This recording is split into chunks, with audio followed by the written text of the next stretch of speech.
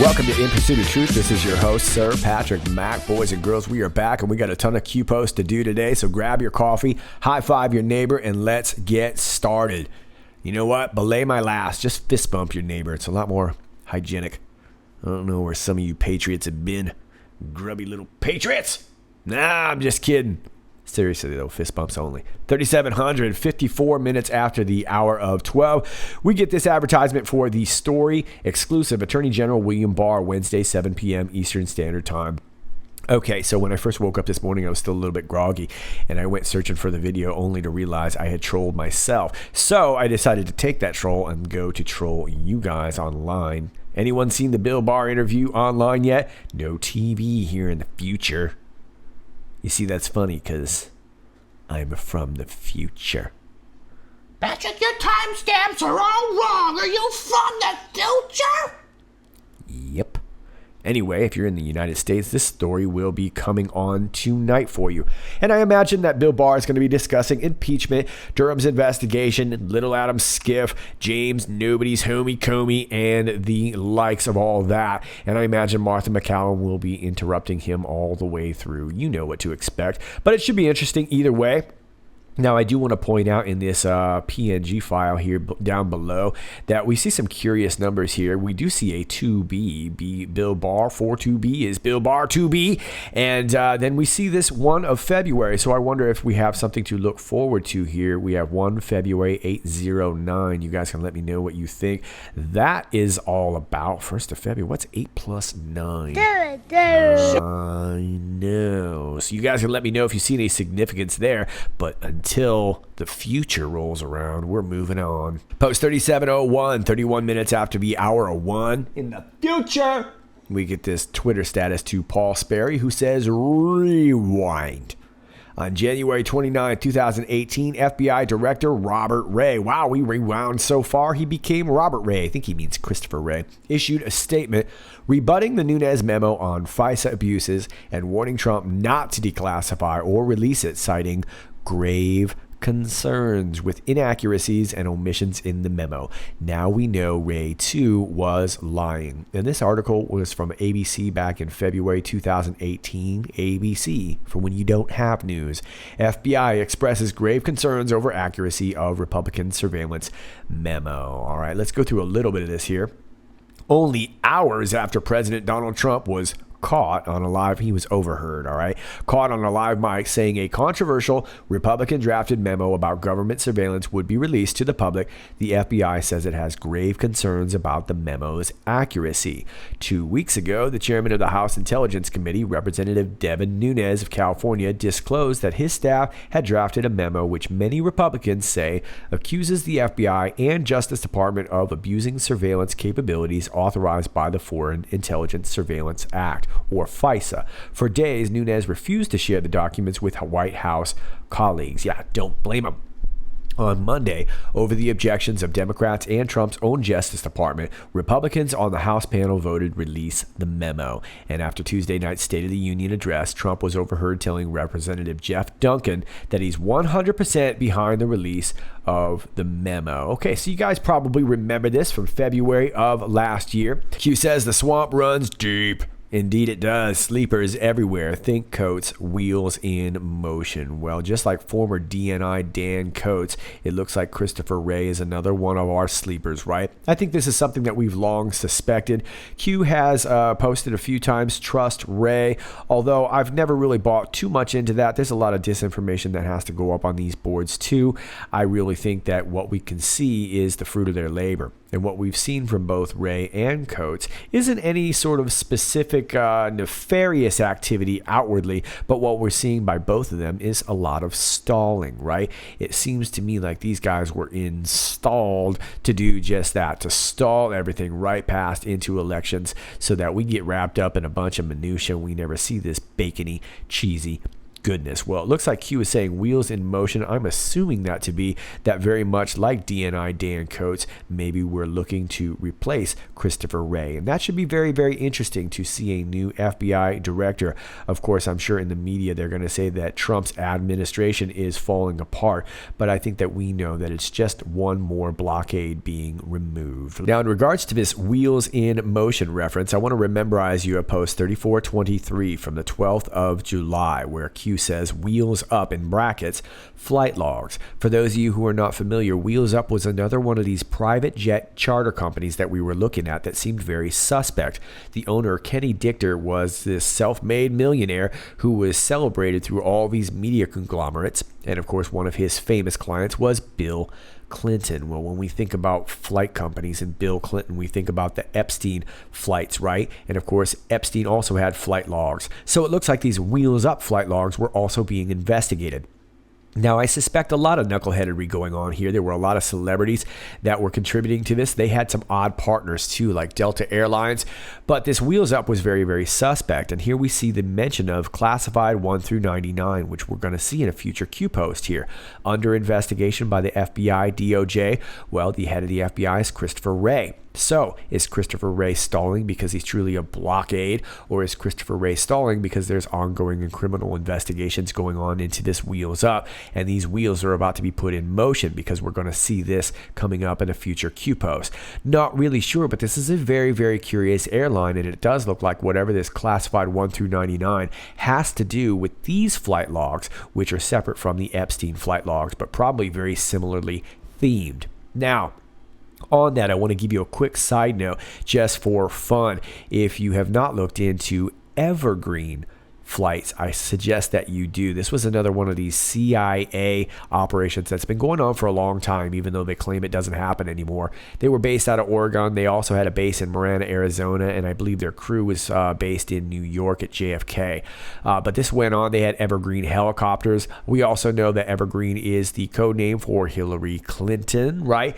And we also know that there is an Evergreen shipping lines that we have talked about. We've been talking about human trafficking, but I do want to rememberize you that the Evergreen Airlines was a big deal. This was a clown-operated agency, and who knows what was going on those airlines. But back to our original story, it looks like this Wheels Up could be in motion, and maybe this 1 through 99 is going to show us what was on some of those flight logs. Post 3702, 48 minutes after the hour of 1. The Senate must be unrestricted to conduct other important business. If Democrats knew Senate would not vote to convict, why proceed? Well, if you've been following this channel for long enough, you know why. And this is very, very obvious. Look, this isn't really about getting a win. They know that as soon as impeachment goes to the Senate, it's going to get stopped. And so they're not quite bringing it to the Senate. As long as they can keep talking about it, keep having hearings, keep having meetings, keep having the news, push things out, they can stall as long as they want. This is all this is about, is stalling. Keep in mind this whole story, Q says it all the time, this is not another 4-year election, which means that we as patriots would do well to remember that our game theory is working us up towards the elections too. This is all going to culminate right before the elections. It makes the most sense. You want this to be fresh on people's minds right before they go to the polls. And that's true for any political party. That should just make obvious sense, right? But that's exactly what they want to do. They want to stall this whole thing and wrap up the Senate in minutia so that they can't do anything else. How long does a typical Senate impeachment trial take? Well, we've only seen a couple of impeachments, right? So we know this is going to take a long time. It's going to get dragged through the media. This is going to be a big deal. And it's going to take months. It's not what we want to see, right? And of course, the Democrats don't want to quite pull the trigger on it just yet, right? Can the Senate conduct other business during this time? No, that's the point. What value might this have for Democrats? It buys them time. It buys them time. Hopefully they can find a ringer. Hopefully they can find the right event to change everybody's mind and get everybody on this impeachment train. all they really want to do is buy some time for elections. Remember, this is not just another 4-year election, and we have to look at this entire plan as something that is going to go according to that schedule. Barr, Durham, working in secret. Well, I think that that's kind of what has been going on. We know that Durham's been working in secret. That's the whole point. In secret just simply means that we're not getting any leaks, right? Senate working openly. Value of public learning the truth prior to, I'm assuming this to be indictment unsealing. Propaganda push failing. Transparency and accountability is the only way forward to save the republic. This is not another 4-year election game theory. So Q is just reminding us here that yes, we want to see arrests. Yes, we want to see it all go down yesterday, right? But the fact of the matter is that if we start arresting people right now, just imagine what kind of chaos that's really going to create. However, if we keep beating this to death the way that they've been beating it to death in the media, we get the same effect. We start to slip in the truth here and there. We get more documents, more unsealing, more this, more that. Every couple days, we're getting a new quote unquote revelation, right? And this leads us up to the elections for us too. So keep in mind, this is theory, game theory. This is a strategy.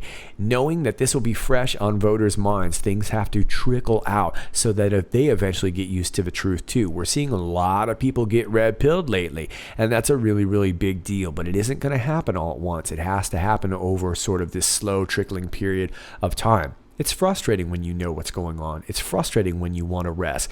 But the fact of the matter is, it's just not going to go down like this.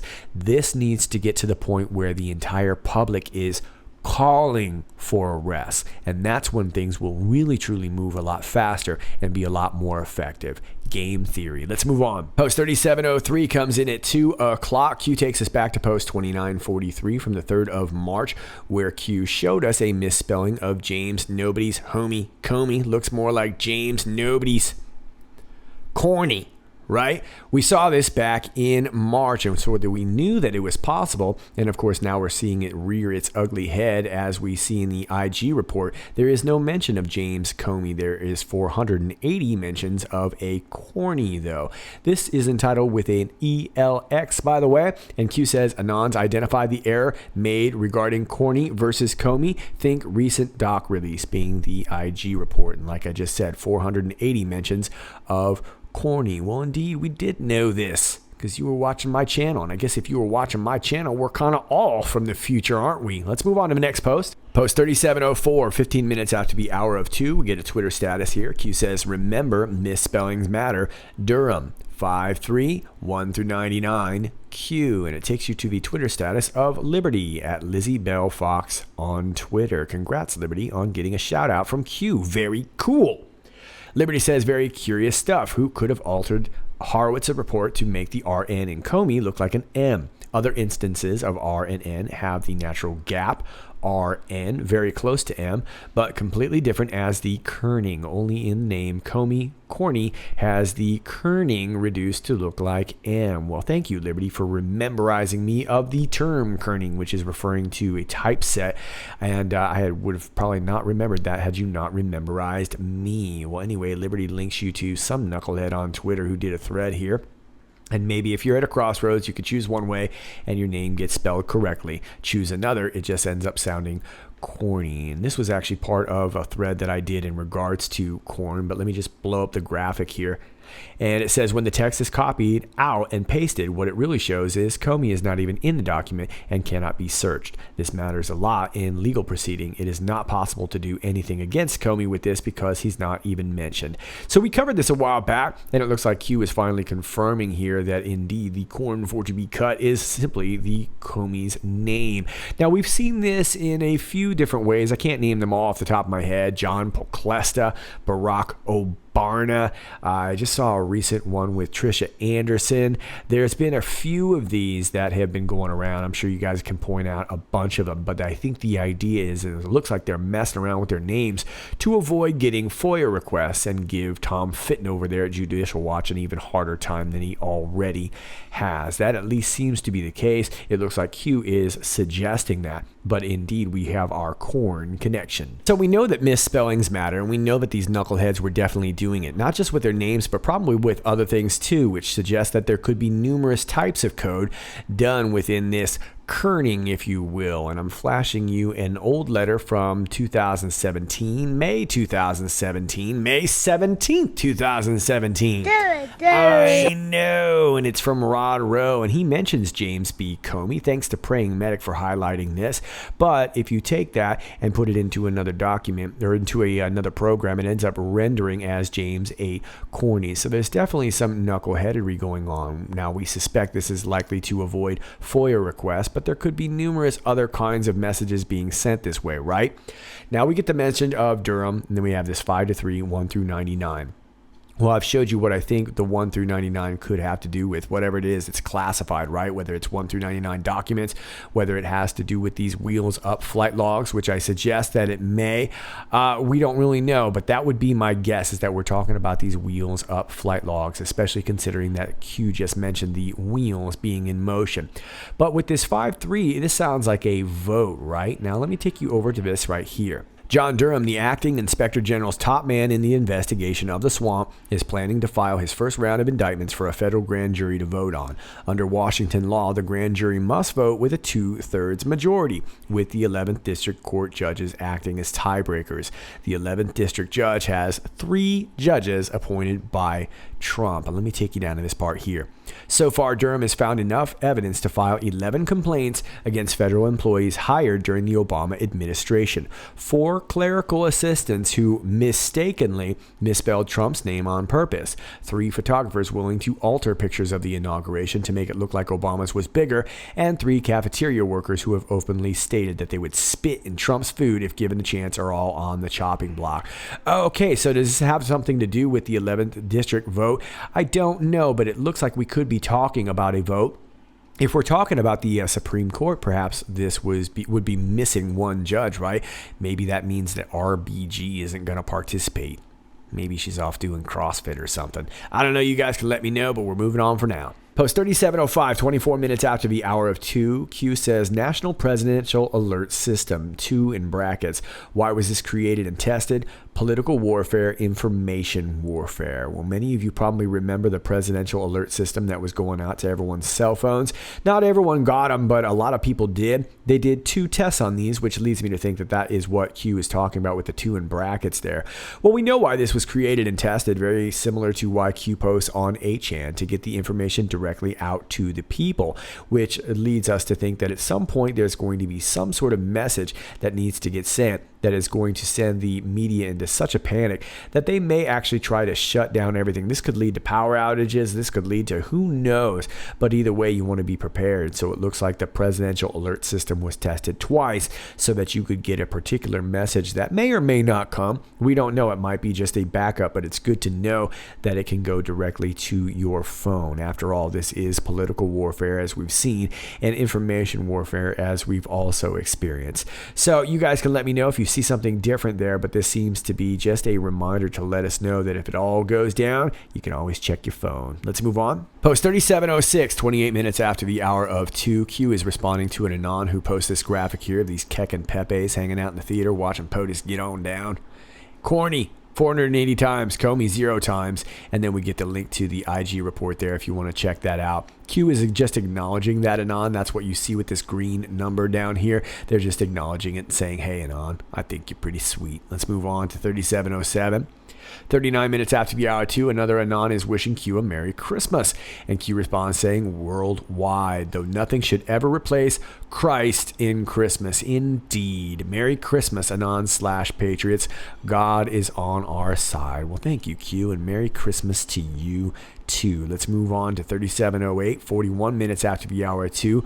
We talked about this before, and Anon is just posting this. This is a DOJ search, and we see again James 8 Corny. So it wasn't just in the IG report. This was multiple things. Search Department of Justice. Look what you find regarding Corny. And these are the links here, the 2 different links. Confined by then FBI Director James 8 Corny in testimony before the House Permanent. James 8 corny. And Q says corn harvest 5-5, meaning loud and clear. I think we get it. We're harvesting some corn. Let's move on. Post 3709, 44 minutes after the hour of 2, Q is responding to an anon who posts this from the Jerusalem Post. Vatican ambassador to France resigns after molestation allegations. And they're pointing out that this was posted at 4:20 a.m. on the 17th of December. I know. Then they say, Godspeed, Q. Q responds by saying, dark to light, those you were taught to trust the most. All right, well, we're going to skip the tweet and go right to the article here. Pope Francis has accepted the resignation of Archbishop Luigi Ventura, the Holy See's ambassador to France, who has been accused of sexual molestation, the Vatican said on Tuesday. Ventura last week turned 75, the age at which all bishops are obliged to hand in their resignations to the Pope. Francis sometimes accepts them quickly, as in Ventura's case, and sometimes keeps people in their jobs longer. French authorities opened an investigation into Ventura in January after a junior official at Paris City Hall accused him of molestation. The Vatican lifted Ventura's diplomatic immunity in July so he could be questioned by prosecutors. Ventura has not commented on the allegations. Okay, well, we've seen a lot of problems here at the upper echelons of the Catholic Church, right? And it looks like our boy Luigi Ventura is no exception.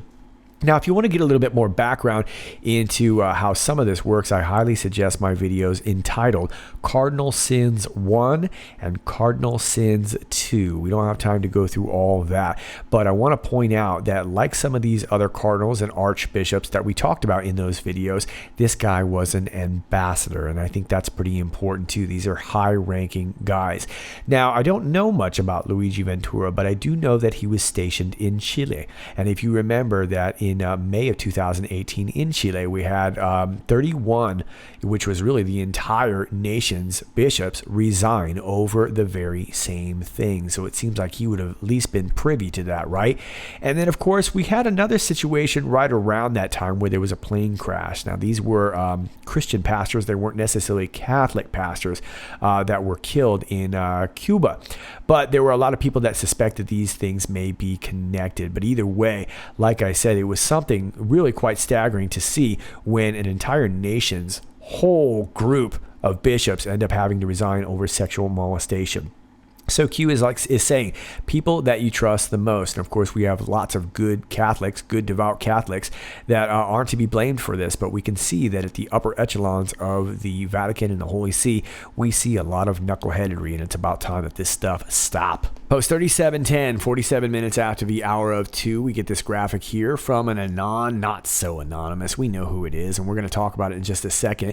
We get a Twitter status. Do you believe in coincidence? Anon collab, and Q is calling it out. And of course, this takes you over here to Enoch on Twitter, who's becoming quite a Q all-star at Ile Noche Le, at Ellen Oakley, Annie Lennox Lee, Enoch on Twitter, and they made this sweet graphic. We talked about it the other day. Let's blow it up here for you. As you see in the top there is part of the search bar for the IG report, and you can see that the search is for Comey and then where the corn turns up.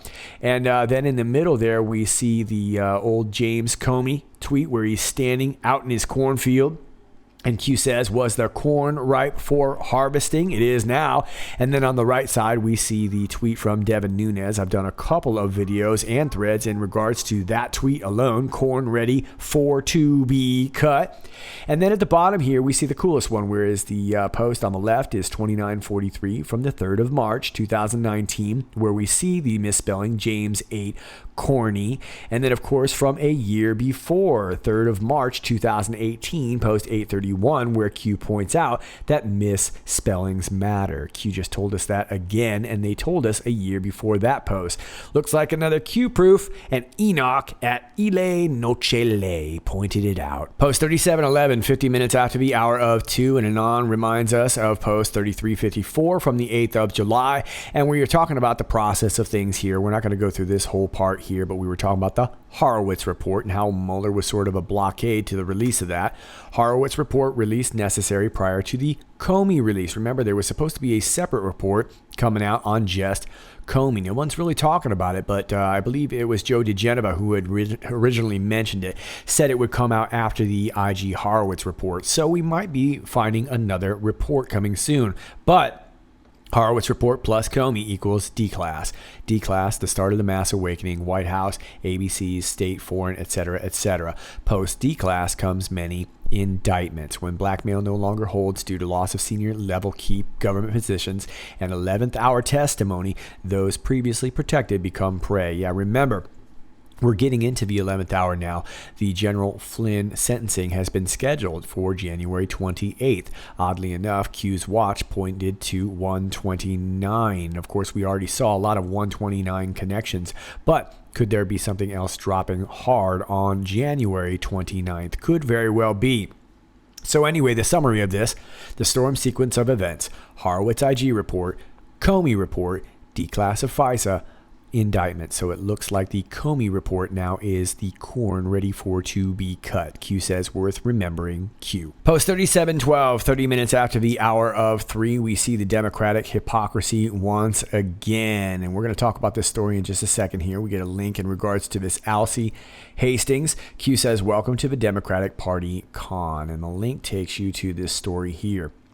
And we're not going to go through the whole thing here, but this is pretty interesting. In 1981, a federal grand jury indicted Judge Alcee L. Hastings, appointed to the federal district court in 1979, along with his friend William A. Borders, a Washington, D.C. lawyer. Hastings was charged with conspiracy and obstruction of justice for soliciting a $150,000 bribe in return for reducing the sentences of 2 mob-connected felons convicted in Hastings' court. And I want to stop right there, because they failed to mention that this was connected to Whitey Bulger. And of course, Whitey Bulger was another one of those informants for Robert Mueller. A year after Borders was convicted of conspiracy, the result of an FBI sting effort, Hastings' case came before the criminal court. Despite Borders' conviction and the fact that Hastings had indeed reduced the sentences of the 2 felons, he was acquitted in a criminal court in 1983 and returned to his judicial post. Subsequently, suspicions arose that Hastings had lied and falsified evidence during the trial in order to obtain an acquittal. A special committee of the 11th Circuit Court of Appeals, wow, we were just talking about the 11th Circuit Court, began a new probe into the Hastings case. The resulting 3-year investigation ended with the panel concluding that Hastings did indeed commit perjury, tamper with evidence, and conspire to gain financially by accepting bribes. The panel recommended further action to the U.S. Judicial Conference, which in turn informed the House of Representatives on March 17th. I know, that Judge Alcee Hastings should be impeached and removed from office.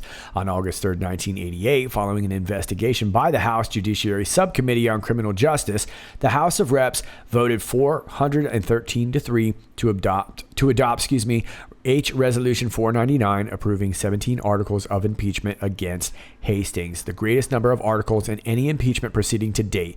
Charges included conspiracy, bribery, perjury, falsifying documents, thwarting a criminal investigation, and undermining the public confidence in the integrity and impartiality of the judiciary. The Senate received the articles on August 9, 1988. Now, I'm skipping you down here. 4 years later, Hastings was elected to the U.S. House of Representatives for the term beginning January 3rd, 1993. As a member of that body, on December 19th, 1998, Hastings voted on 4 articles of impeachment against impeaching President William Jefferson Clinton. All right, how about that? So there's a good little story about how impeachment works. So like the title says, Alcee Hastings, who was once impeached for corruption himself, and it looked like it was pretty overwhelming, is now setting the House guidelines for impeachment. Yep, hypocrisy at its finest. Welcome to the Democratic Party con. Let's move on. Post 3713, 55 minutes after the hour of 3, we get a Fox link right here. Q says Discovery, and it takes you to this article.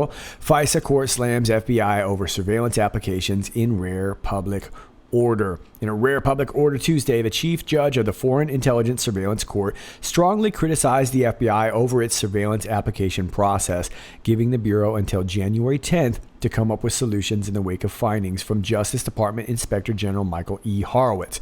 The order from the court's presiding judge, Rosemary M. Collier, came just a week after the release of Horowitz's withering report about the wiretapping of Carter Page, a former campaign advisor to President Trump. The FBI's handling of the Carter Page applications, as portrayed in the Office of Inspector General's report, was antithetical to the heightened duty of candor described above, Collier wrote in her 4-page order. The frequency with which representations made by FBI personnel turned out to be unsupported or contradicted by information in their possession, and with which they withheld information detrimental to their case, calls into question whether information contained in other FBI applications is reliable. As FBI Director Christopher Wray has stated, the Inspector General's report describes conduct by certain FBI employees that is unacceptable and unrepresentative of the FBI as an institution, the Bureau responded in a statement Tuesday night. The director has ordered more than 40 corrective steps to address the report's recommendations, including some improvements beyond those recommended by the IG. Okay, so as you know, it goes on to talk about how Horowitz obviously didn't find any evidence that FBI agents were involved in a political conspiracy, but he did point out that there were problems and inaccuracies, irregularities, and whatnot. Now, Collier's order is ordering that the FBI have to change its policy, and of course, they're going to start submitting some policies for that. One guy who actually had done that was this guy, Justin Amash. But what is a real takeaway over this is it looks like they're really going to be looking at the FISA court in general and what they're going to do to stop this kind of abuse. Remember, when it came to Carter Page's FISA, we know that this Kevin Kleinsmith altered some emails to change some of the information. Here's the bit about Amash here. The House voted earlier this year against a bipartisan amendment to FISA proposed by Michigan Representative Justin Amash, then a Republican, and Representative Zoe Lofgren of California, which would have halted the 2020 funding for FISA Section 702, which was authorized in 2008 as a means to monitor communications by foreign nationals outside the U.S. Amash later left the Republican Party to become an independent. Okay, and then I want to take you down to one more part here where it was talking about Snowden. Horowitz's report was hardly the first time the court had come under scrutiny. In 2013, self-confessed NSA leaker Edward Snowden revealed a secret FISA court order approving government collection of mass amounts of so-called metadata from telecom giant Verizon and leading internet companies including Microsoft, Apple, Google, Yahoo, and Facebook.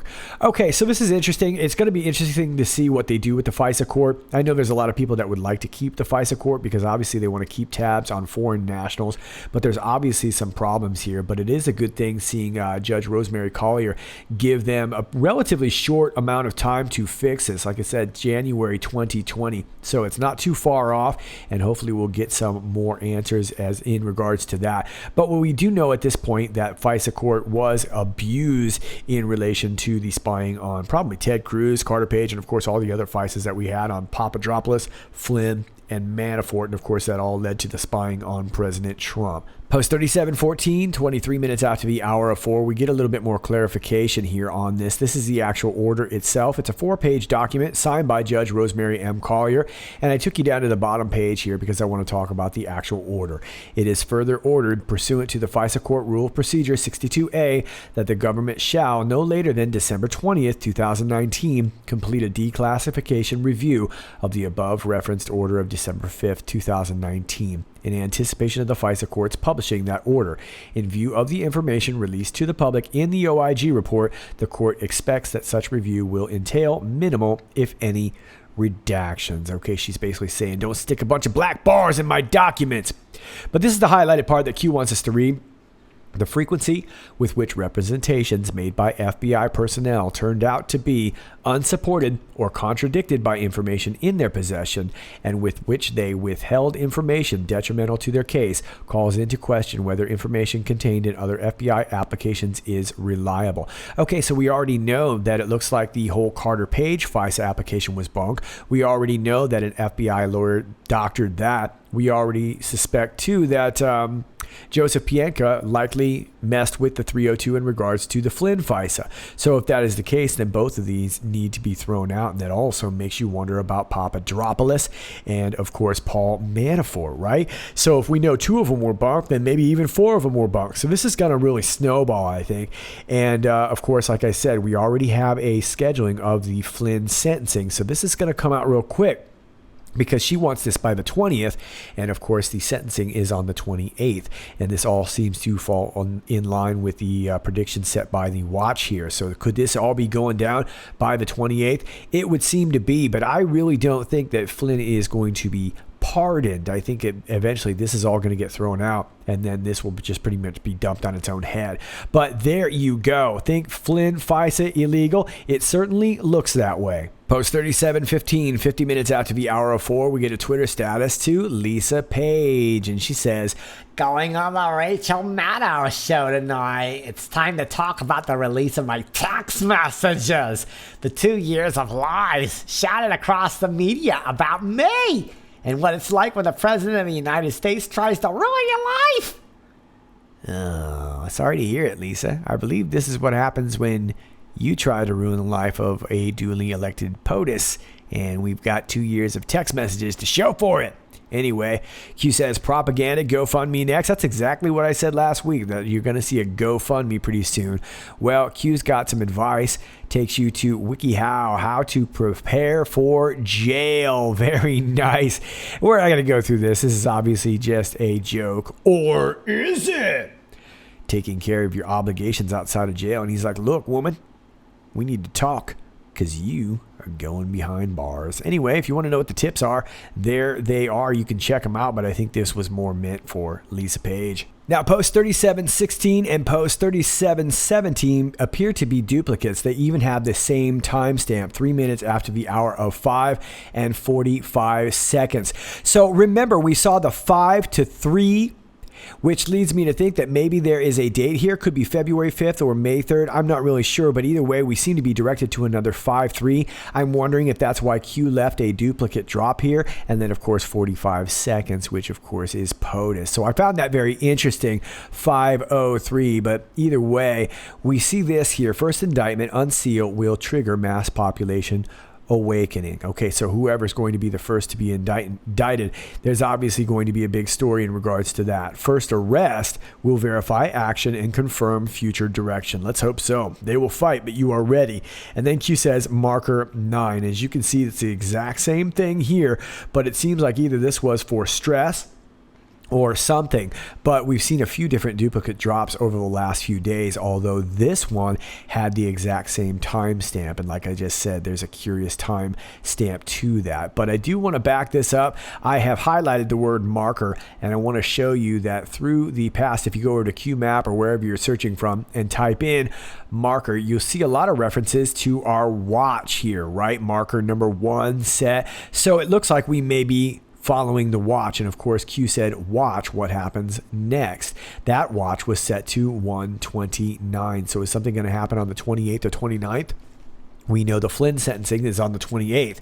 So it's all starting to fall in line, and it looks like it's going down pretty soon. I also want to turn your attention to this one right here. This is 3537. And this was from the 30th of July, because we were just talking about Ray. And this is where Anon had said Ray is a sleeper. Q said future marker. So is Ray, does he have something to do with marker 9? You guys can let me know what you think down below, but whatever marker we're at likely has something to do with the watch, and we are at marker number 9. All right, Patriots, those are your Q posts for now. As always, if you like this video, please click like, share, and subscribe. All my alternate links are down below if you'd like to check those out. I highly suggest you do, because I may not last here on the YouTube. If you got information for me, please email me. My email is down below. Please do not DM me on Twitter or on social media. I do not DM. I repeat, I do not DM. If you're old school, want to send me something old school, my P.O. box is down below. And if you'd like to support this channel so I can keep doing this research, my Patreon is linked down below. It's all in the video description, and I am getting out of here before I get hit again. Just kidding. All right, Patriots, have a great day. This is Sir Patrick Mack, and I'll see you next time.